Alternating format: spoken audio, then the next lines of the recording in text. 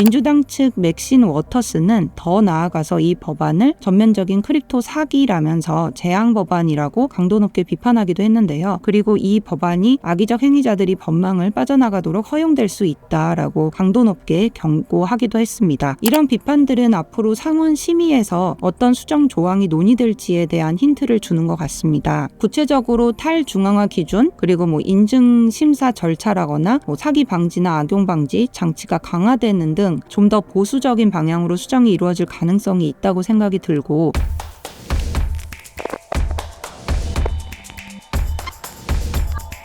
안녕하세요. 코빗 인사이트의 최윤영입니다. 드디어 업계에 중대한 전환점이 될 소식이 나왔는데요. 바로 미국 하원에서 세 개 법안이죠. 클래리티 액트, 반 CBDC 액트, 지니어스 액트가 통과한 것입니다. 그 중에서도 지니어스 액트는 트럼프 대통령의 서명까지 완료됐는데요. 스테이블 코인이 제도권에서 공식적으로 인정받게 된 지금 클래리티 액트에 대한 내용도 중요할 것이라고 생각이 됩니다. 그래서 오늘 영상에서는 클래리티 액트의 주요 내용, 법제화 가능성을 하나씩 짚어보겠습니다.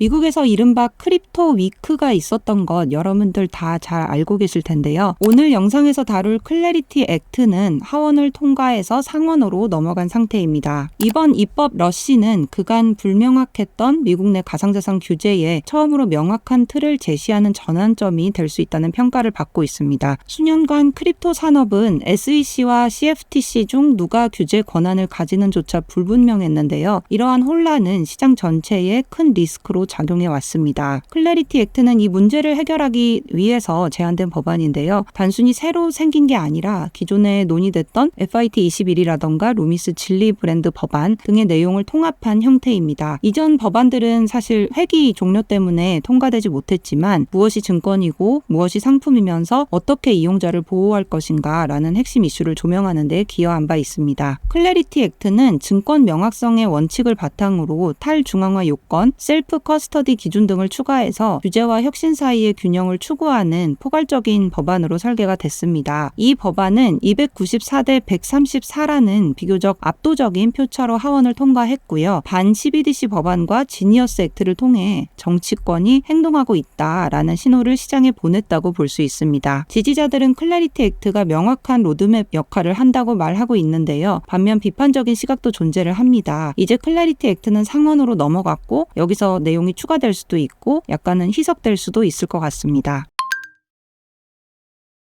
말씀드린 대로 클래리티 액트는 가상자산의 정의부터 누가 어떤 자산을 규제하는지까지 지금까지 시장이 겪어온 불확실성을 정리하고 명확한 규칙을 제시하는 법안입니다. 이 법안은 가상자산, 디지털 상품, 그리고 성숙한 블록체인 시스템과 같은 새로운 개념을 명확히 규정하고 있는데요. 또한 지니어스 액트와 연결이 되고 그래서 통합적이고 공유되는 규제 프레임워크를 구축하는 데 기여한다고 볼 수 있습니다. 핵심 개념은 먼저 중앙화된 프로젝트에 속한 토큰은 증권으로 간주되고 SEC가 규제하는 반면 성숙하고 탈중앙화되었다고 판단된 블록체인에 속한 토큰은 상품으로 분류가 되고 CFTC가 관할을 하게 됩니다. 그리고 중요한 포인트는 토큰의 성격이 시간이 지나면서 바뀔 수 있다는 점을 인정해 준 것인데요. 예를 들어 보통 한 프로젝트가 초기에는 조금은 중앙화된 구조에서 시작을 해서 SEC 규제를 받지만 시간이 지나면서 성숙 요건이라거나 탈중앙화 기준을 충족을 하면 CFTC 관할로 전환이 될 수 있습니다. 다만 해당 프로젝트가 탈중앙화 될 수 있는 가능성이라던가 계획이 있어야 되는 거고요. 그 조건 하에서 연간 최대 7,500만 달러까지 자금 조달도 가능합니다. 물론 지금 소개하는 이 법안은 하원 통과를 기준으로 했을 때 초안 내용이기 때문에 말씀드렸듯이 상원에서 일부 내용이 수정될 가능성이 높습니다. 두 번째로는 감독 기능도 포함되어 있는데요. 앞서 말씀드린 SEC나 CFTC뿐만 아니라 의회라거나 규제 당국이 향후에 디파이, NFT, 해외 거래자, 결제 흐름 등을 모니터링하면서 필요할 경우 추가 규제를 도입할 수 있는 권한도 갖습니다. 플랫폼 운영 기준도 명시되어 있는데요. 예를 들어 고객 자산의 분리 보관, 사기 방지, 보안 시스템 확보 등은 전통 금융 규제를 그대로 복붙하는 게 아니라 크립토 산업의 특수성에 맞춘 독립된 규율로 구성되어 있습니다. 물론 아직 불명확한 부분도 있는 것 같습니다. 예컨대 성숙한 시스템은 단지 한 명이나 단일 집단이 통제 통제하지 않는 체계라고만 정의되어 있어서 구체성이 조금은 부족합니다. 탈중앙화 역시 마찬가지인데요. 통제자의 정의가 전체 거버넌스 권한의 20% 이상을 보유하고 프로토콜을 일방적으로 변경할 수 있는 사람으로 제한이 되기 때문에 이 기준을 충족하지 않으면 성숙한 체인으로 간주될 수 있지만 밸리데이터 수라던가 투표율, 지분 집중도 같은 지표는 아직까지는 해석의 여지가 있고 논쟁 여지가 많아서 아직은 불명확한 부분이 있다고 생각이 듭니다. 앞서 하원에서는 클래리티 액트를 294대 134라는 압도적인 표차로 통과를 시켰습니다. 반면 반 CBDC 법안은 219대 210으로 간신히 통과가 됐는데요. 이런 결과에서의 차이는 가상자산 시장 구조 개편에 대해서는 초당적인 지지가 크지만 CBDC에 있어서는 의견이 매우 엇갈리고 있다는 것을 보여주고 있는 것 같습니다. 이제 상원에서는 이 두 법안을 가지고 치열한 논쟁이 시작이 될 거고 추정될 가능성도 높은데요. 공화당 측에서는 팀 스캇, 신시아 루미스, 빌 해거티, 톰 틸리스 같은 분들이 지지하는 편이고요. 반면 민주당 측에서는 엘리자베스 워렌 상원 의원 등이 소비자 보호라거나 엄격한 AML 그리고 이익 충돌 방지 등을 강하게 요구하고 있습니다. 특히 워렌 의원 같은 경우는 메타나 테슬라 같은 빅테크 기업들이 자체 토큰을 발행해서 SEC 규제를 우회할 수 있다라고 우려를 표하기도 했습니다. 민주당 측 맥신 워터스는 더 나아가서 이 법안을 전면적인 크립토 사기라면서 재앙 법안이라고 강도 높게 비판하기도 했는데요. 그리고 이 법안이 악의적 행위자들이 법망을 빠져나가도록 허용될 수 있다라고 강도 높게 경고하기도 했습니다. 이런 비판들은 앞으로 상원 심의에서 어떤 수정 조항이 논의될지에 대한 힌트를 주는 것 같습니다. 구체적으로 탈중앙화 기준 그리고 인증 심사 절차라거나 사기 방지나 악용 방지 장치가 강화되는 등 좀 더 보수적인 방향으로 수정이 이루어질 가능성이 있다고 생각이 들고 일부에서는 반 CBDC 법안과 클래리티 액트를 하나로 병합하자는 제안도 있지만 반 CBDC 법안의 표결이 너무 근소했던 만큼 조금은 리스크가 크다는 분석이 많은 것 같습니다. 대신 좀 더 가능성 있는 수정안으로는 디지털 달러 연구에 대한 투명성 확보 그리고 지갑 프라이버시 보호 조항 추가 등이 거론이 되고 있습니다. 클래리티 액트 지지자들은 이 법안이 지금 산업에 가장 필요한 것을 제공한다고 말하고 있고요. 명확한 규칙 그리고 지니어스 액트와 함께 적용이 된다라고 했을 때 기관 투자자 유입이나 소비자 보호를 동시에 달성할 수 있다라고 주장하고 있습니다.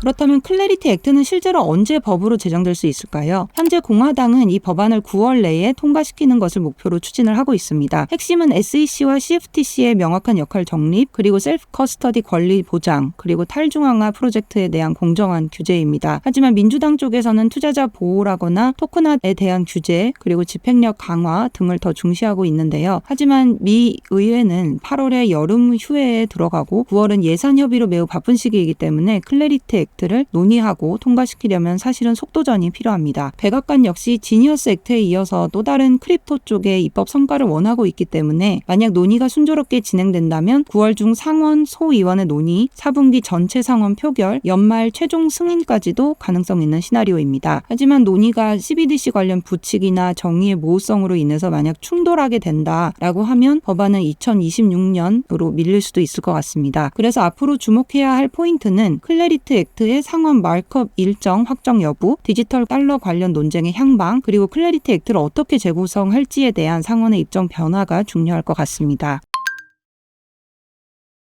이제 진짜 중요한 질문인데요. 클래리티 액트가 실제로 통과된다면 시장에는 어떤 영향이 있을까요? 현재 형태 그대로 법안이 통과된다라고 보면 단기적으로는 가격 상승 요인으로 작용할 수도 있을 것 같습니다. 하지만 더 중요한 건 장기적인 변화인데요. 이 법안은 지금까지 크립토 업계를 괴롭혀온 모호한 규칙이라던가 SEC의 제재 환경에 종지부를 찍는 것이기 때문입니다. 이미 기관 투자자들의 관심은 빠르게 커지고 있는 것 같습니다. 실제로 언스텐 영과 코인베이스가 공동으로 실시한 조사에 따르면 규제 명확성은 가상자산 채택에 있어서 가장 큰 요인으로 나타났는데요. 만약 클래리티 액트가 통과가 된다면 가상자산의 분류 기준과 안전장치가 명확해지고 기관 투자자들이 보다 확신을 갖고 시장에 참여할 수 있는 환경이 만들어진다고 생각이 됩니다. 그렇게 되면 시장은 단순히 트레이딩을 넘어서 결제라거나 수탁 컴플라이언스 등 크립토를 위한 진짜 인프라 구조가 마련되는 거죠. 물론 트레이드 오프도 있습니다. 소규모 개발팀 같은 경우는 이런 새로운 규제 경우에 따라서 컴플라이언스 대응에 어려움을 겪을 수 있고, 반대로 대형 기업은 자금과 인력이 상대적으로는 풍부하죠. 또 최종 법안에서 탈중앙화 기준이 모호하게 나왔을 때는 이를 조금은 남용할 리스크도 있을 것 같습니다. 물론 이 모든 건 상원이 법안을 잘 다듬느냐 아니면 망치느냐에 달려있고, 따라서 클래리티 액트와 CBDC 논쟁이 상원에서 어떻게 다뤄질지를 모니터링해야 하는 이유가 여기에 있는 것 같습니다.